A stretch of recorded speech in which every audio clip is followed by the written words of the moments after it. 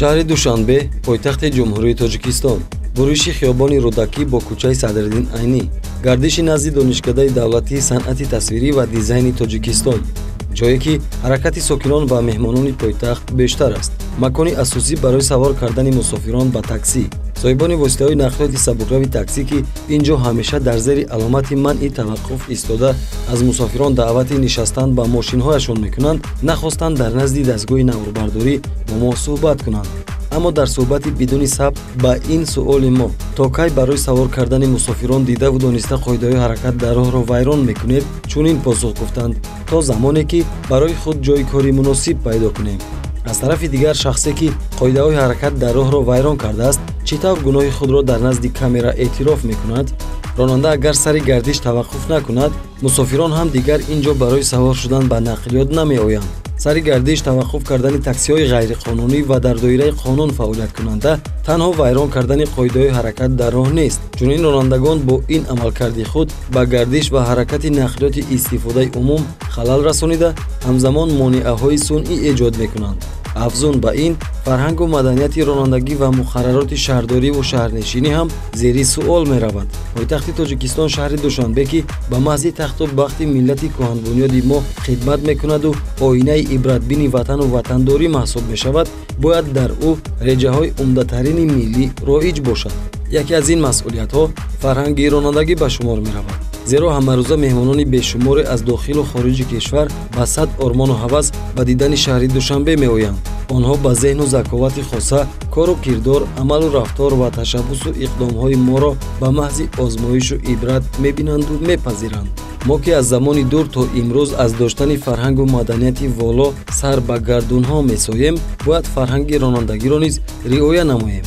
чунки на ҳамаи меҳмонони ба Тоҷикистон ташриф оварда нақлиёти махсуси худро доранд. аксари онҳо дар баробари мо аз хидматгузории нақлиёти ҷамъиятиву хусусӣ истифода мекунанд. дар пойтахт ки ҳамарӯза шумораи зиёди воситаҳои нақлиёт ҳамвора дар ҳаракатанд, истисно намудани муқаррароти фарҳанги ронандагӣ ва хизматрасонӣ дар нақлиёти ҷамъиятӣ дар аксар мавридҳо таассуф ки ҳанӯз ҳам мушоҳида мешавад.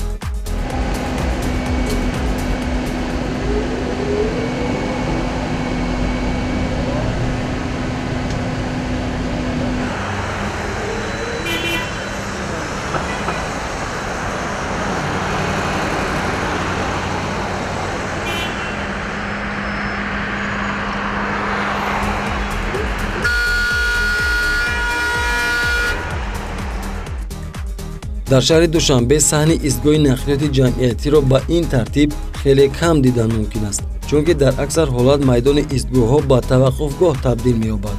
қисми зиёди ронандаҳои мошинҳои сабукрав дохили истгоҳи нақлиёти ҷамъиятиро ба таваққуфгоҳи ройгон табдил додаанд.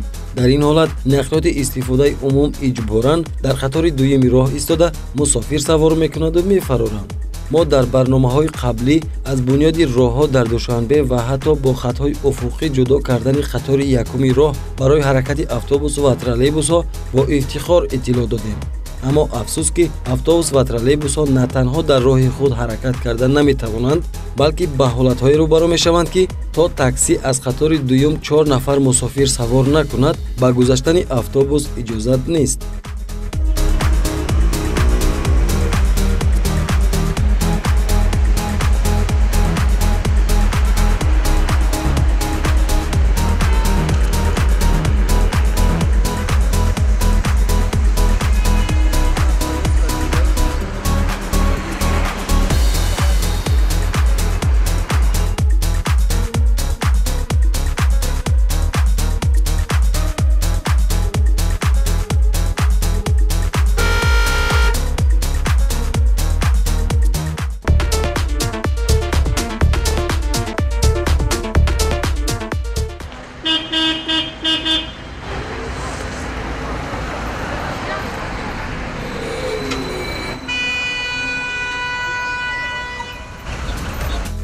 истгоҳи нақлиёти ҷамъиятӣ дар назди маркази савдои Садбарг, макони дуздоштаи ронандагони микроавтобусҳои ба гуфтаи кормандони мақомоти назоративу тафтишотии нелегал ва воситаҳои нақлиёти сабукрави кироявӣ.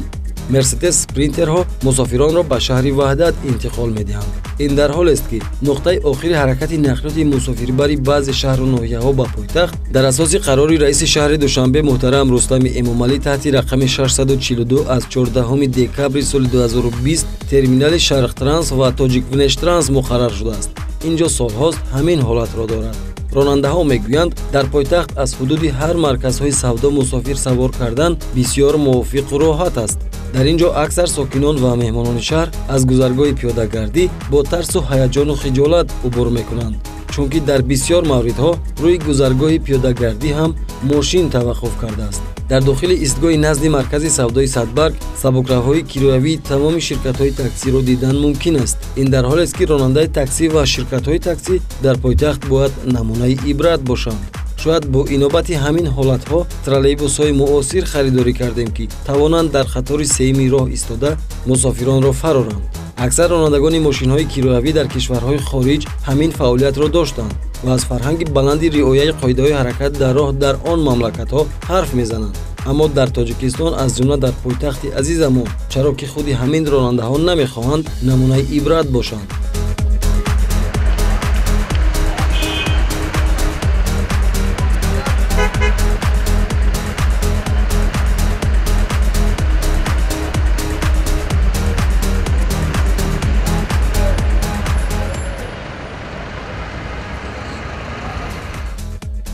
дар кӯчаи Моёншоҳ Назаршоев дар роҳи ҳалқавии назди бинои вокзали роҳи оҳани Тоҷикистон микроавтобусҳои хатсари рақами 15 ва таксиҳо зери чароғаки роҳнамо дар қатори якуми роҳ ки гардиш ба самти дасти ростро таъмин мекунад дақиқаҳои зиёд таваққуф мекунанд.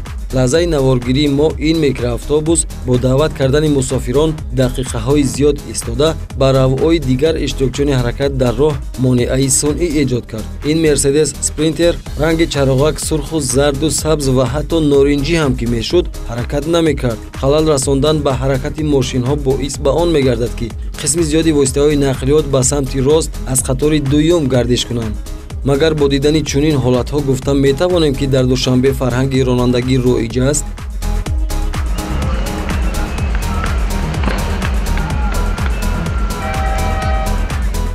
ронандаи ин нақлиёти хурдҳаҷми борбар дар қатори дуюми роҳи ҳалқавӣ таваққуф карда ба дукони фурӯши маҳсулоти ширӣ, қаймоқу ҷурғот пешниҳод мекард.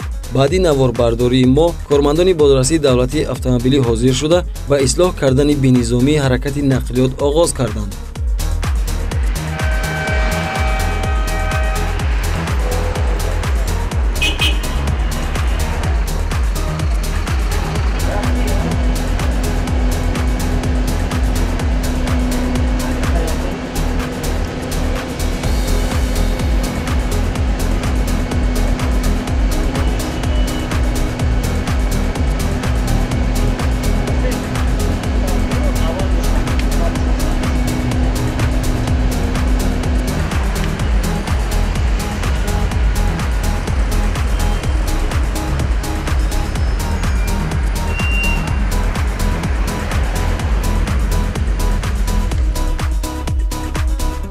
ҷамъшавии сунъии воситаҳои нақлиёт дар роҳҳои автомобилгарди ҳудуди шаҳри Душанбе мушкилоти имрӯз нест. ин ҳолат дар гузашта низ вуҷуд дошт ва то имрӯз бартараф нашудааст. омилҳо гуногунанд: афзоиши шумораи воситаҳои нақлиёт, васеъ набудани сатҳи роҳ, кам будани таваққуфгоҳҳо, мавҷуд набудани минтақаи махсус барои таваққуфи таксиҳо, ба таври лозимӣ корбарӣ накардан барои ислоҳи қоидавайронкуниҳо ва фарҳанги пасти аксар соҳибони воситаҳои нақлиёт. фарҳанги ронандагиро мошинҳо не, балки дар аксар маврид моликону истифодабарандагони онҳо нодида мегиранд.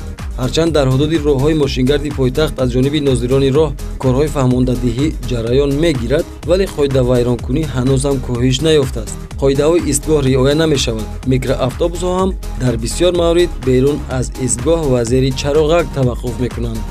этикаи хизматрасонӣ дар нақлиёти истифодаи умум мушоҳида намешавад. қисми зиёди мусофирон ҳам аз одати дар зери чароғак сари гардиш ва рӯи гузаргоҳ интизор шудани нақлиёти мусофирбар канор нарафтанд. дар ин замина ёдрас мекунем ки вақте микроавтобусҳои хурди чандхуки ҳамагон аз он тангем ном мебурданд, вориди шаҳри Душанбе шуданд, мусофиронро аз пиёдагардӣ то истгоҳ маҳрум карданд. зеро онҳо аз ҳар ҷое ки рост меомад, мусофиронро савор мекарданду мефароварданд. бо ин тартиб низоми таваққуф кардан дар истгоҳ аз байн рафт.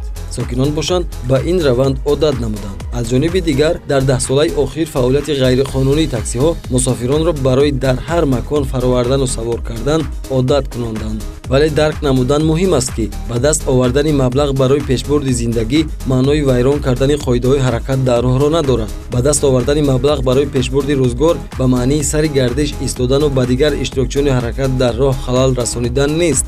барои бартараф кардани ҳолатҳои ногувору хатарнок ва бенизомию худсарӣ дар ҳудуди роҳҳои автомобилгарди шаҳри душанбе танҳо ақли солим ва одобу фарҳанги баланди шаҳрнишинӣ метавонад замина ва хотима гузорад. зеро то даме ки қоидаҳои ҳаракат дар роҳ аз ҷониби нақлиётдорон ба таври ҳатмӣ риоя нашавад, аз фарҳанги ронандагӣ сухан гуфтан ҷоиз нест. фарҳангу маданияти волои ронандагӣ низ барои коҳиш додани садамаҳои нақлиётӣ мусоидат карда метавонад, чунки агар фард вақте дорои фарҳангу эҳтиром аст, ӯ ҳеҷ гоҳ қоидаҳои ҳаракат дар роҳро вайрон намекунад. қоидавайронкунӣ содир нашуд, ҳолатҳои садамавӣ ҳам ба вуҷуд намеояд. дар ҳар ҳолат барои таъмин шудани фарҳанги ронандагӣ дар қаламрави кишвар, аз ҷумла дар пойтахти азизамон шаҳри душанбе, бояд пеш аз ҳама якдигарро эҳтиром намоем ва худшинос бошем. то ин ду хислати намунавӣ дар мо набошад, аз пофишорӣ кардан дар масъалаи фарҳанги ронандагӣ натиҷаи дилхоҳе ба даст намеояд.